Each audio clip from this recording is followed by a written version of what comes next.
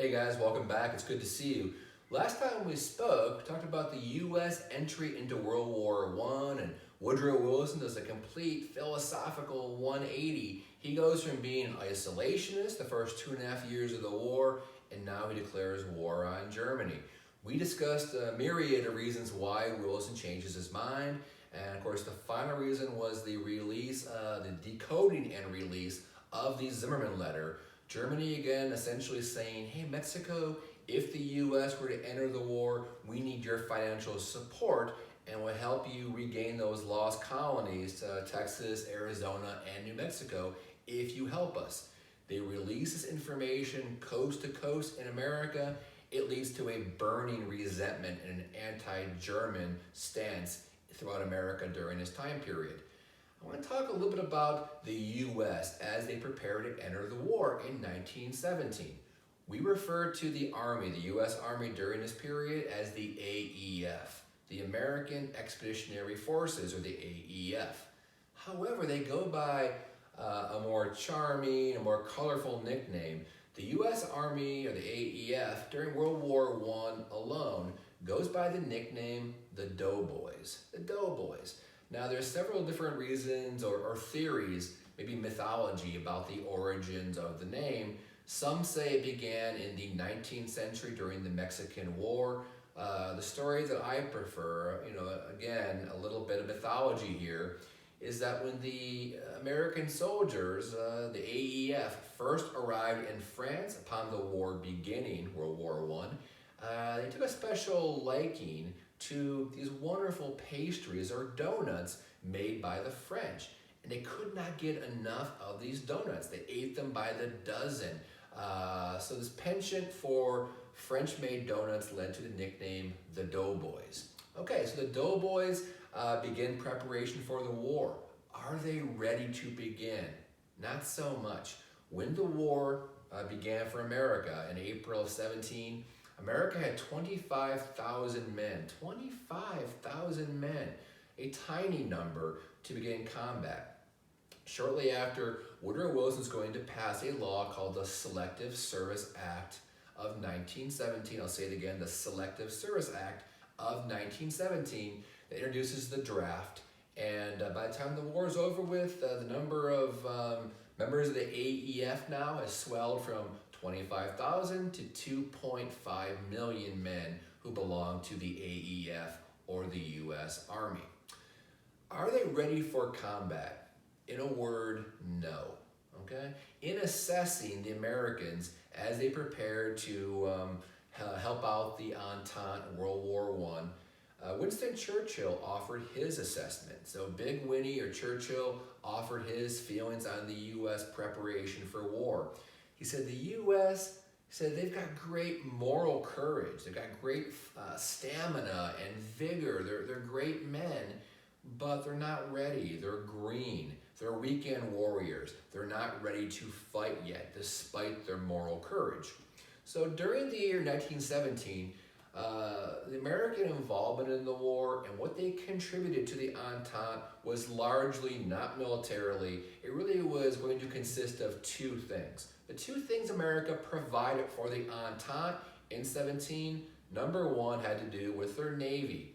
During global warfare, during total warfare, having a Navy is crucial to transport troops and goods and services and weaponry. So the U.S. Navy was very, very helpful during that first year. Number two, and perhaps more importantly, the entry of America provided a huge, huge psychological boost to the Entente. This was their dream all along, to get America involved. So that was a big benefit as well. Let's shift gears here a little bit. Let's talk about someone that really, when you think of the performance of the U.S. in World War I, his name pops up almost immediately. The general who was to lead them, his name was General John J. Blackjack Pershing. So John J. Pershing, P-E-R-S-H-I-N-G. John J. Pershing's nickname was Blackjack, and I'll explain that a bit later. But to give you an idea, his importance during this time period, and the Herculean task working against him. This guy had to dress, he had to transport, he had to train, he had to nurse their boo-boos, he had to help them when they were homesick. He performed so many tasks for those original doughboys when the war first began. It was a massive, Titanic-like task. So long story short, and to give you an idea how much he was respected historically for his performance in readying these troops for war, there's only been 2 generals in the long history of the U.S. military who achieved the rank known as General of the Armies. General of the Armies. One was, of course, John J. Pershing. Number 2, going a long way back, 18th century, any guesses? George Washington. So the only 2 men to achieve the status General of the Armies. Washington and now Pershing. Let's look for a few minutes here at his background a little bit. John J. Pershing was born and raised in rural Missouri. So definitely was a respected kid in the small town where he was raised. Proverbial big fish in a small pond. I mean, athletically, academically, as a leader, he was beloved. When he matriculates, he's going to go east for college, and he attends West Point. While at West Point, he was fairly pedestrian, fairly average as a student. However, as a senior, maybe a bit more telling here, a bit more of a foreshadowing of his future, he was named class president his senior year at West Point, and maybe it speaks to his leadership skills, his temperament, a bit of a tour de force as an individual. John J. Pershing, class president at West Point. In the years following West Point, he's going to be sent a slow growth here, a slow rise in the military. He is sent out west to begin his military ascension. He's going to achieve the title of captain, the captain and the leader of the 10th U.S. Cavalry. So this actually is the story as to how he acquires his nickname. So he's working out west with the 10th U.S. Cavalry, and there's a pretty sensitive position and a delicate job that he had. So Pershing and the 10th U.S. had the job of trying to subdue the Native American population that was living out in the West, really against their will. So I should mention right now that the 10th U.S. Cavalry was an all African American regiment, and Pershing showed a particular finesse, a particular skill set, really a certain humanity in his treatment and how he handled his role as captain of the 10th U.S. Regiment. So really, guys, Pershing treats them like he treated himself, okay? He saw them as soldiers just like him. He gave them respect. He gave them a certain appreciation. So he shows a certain finesse and humanity, and it does lead to his nickname, General John J. Blackjack Pershing, for his treatment and his finesse in working with the 10th U.S. Cavalry. Let's fast forward here a little bit. On a more personal note, he is going to marry a woman named Helen Warren. Okay, John J. Pershing settles down. He marries Helen Warren, and I mention this because Helen Warren was the daughter of a pretty powerful U.S. senator from Wyoming. Her father's name was Francis Warren. Francis Warren was a very close friend of President Theodore Roosevelt, and actually politically this is going to pay off for Pershing in the future, but not before there's a huge tragedy in his life. So 1915, before the war begins, Pershing, his wife Helen, and their 3 children lived in California and were based at a fort known as the Presidio. So Pershing was away on a campaign. He was away doing his job militarily, and a huge fire is going to roar through the Presidio and engulf the entire fort. While Pershing is away, his 3 children and his wife Helen do perish in this tragic, horrific fire in California. Now I mention this one because it's a personal story and it reveals something about the man, but also it might have paid off a little bit in terms of his military ascension. So he's still only a captain. However, we think because of the friendship between his father-in-law, Francis Warren, and former President Theodore Roosevelt, he's going to leapfrog 900 senior officers. He goes all the way from a captain to a general. That's a meteoric climb that never would have happened. But again, maybe because of the tragedy and Roosevelt feeling bad for this young man, gives him this major promotion in 1915 and 1916. Okay, guys, so January of 1918, we're going to, for a moment here, just understand that Pershing is working with the AEF, the Doughboys, getting ready for war. We'll get back into the military here next time we speak, but I do want to look now a little bit at the political. Let's get back to Woodrow Wilson. Woodrow Wilson gives a very famous speech in January of 18, at Congress, known as the 14 points. Let me say it again. January 1918 at Congress, Wilson gives a famous speech known as the 14 points. Okay?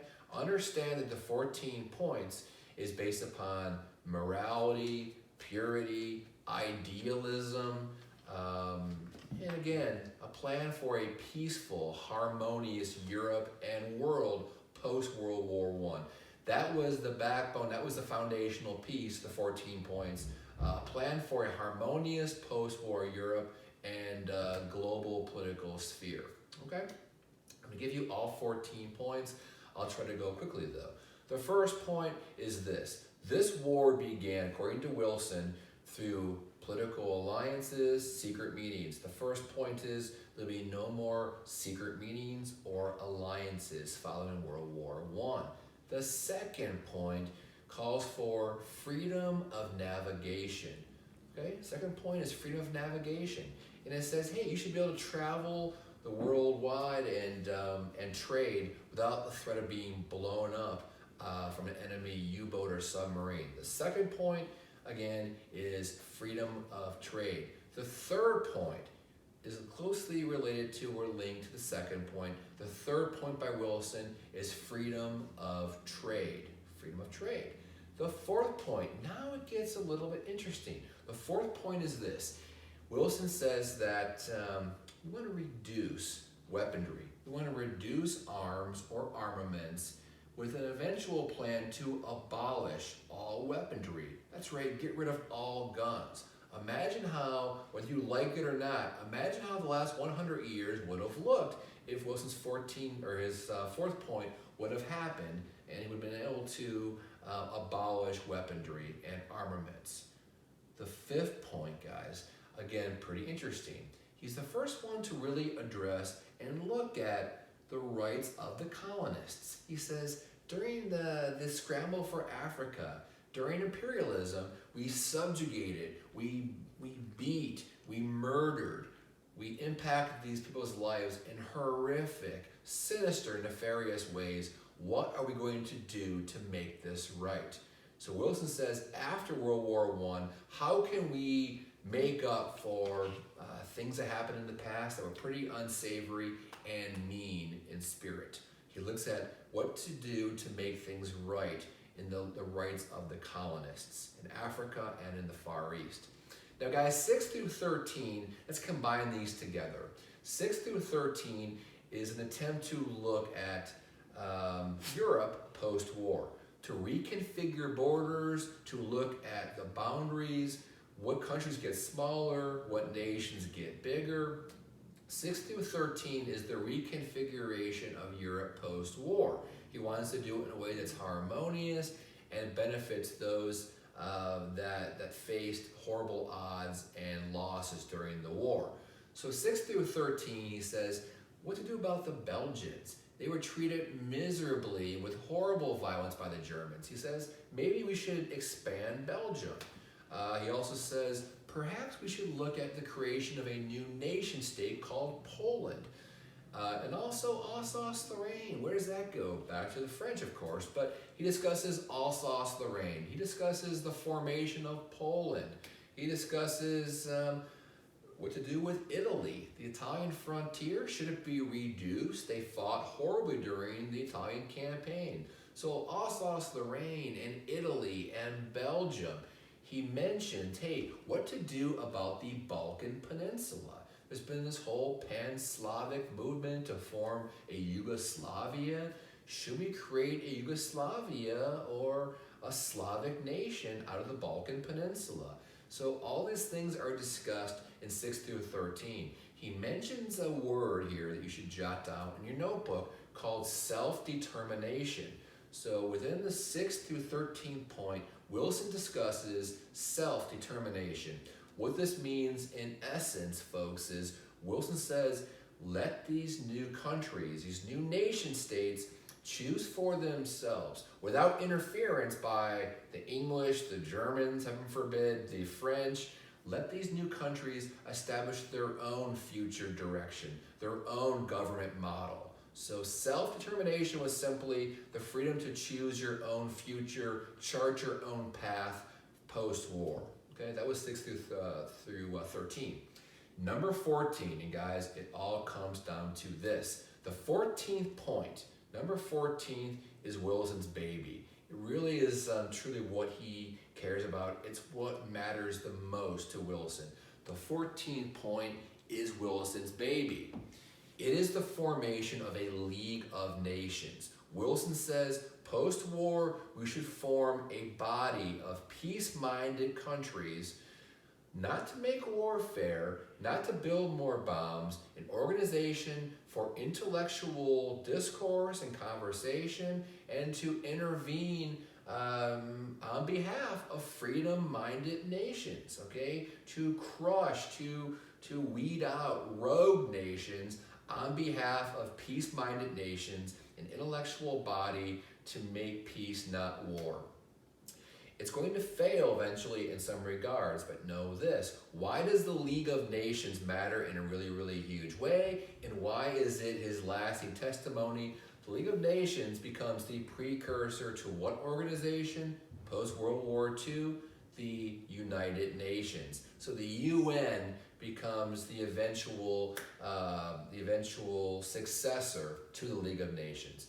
Okay, so next time we'll get back into the U.S. involvement in World War I and their involvement in the Second Battle of the Marne and the Argonne Forest. Thank you again. Have a great evening.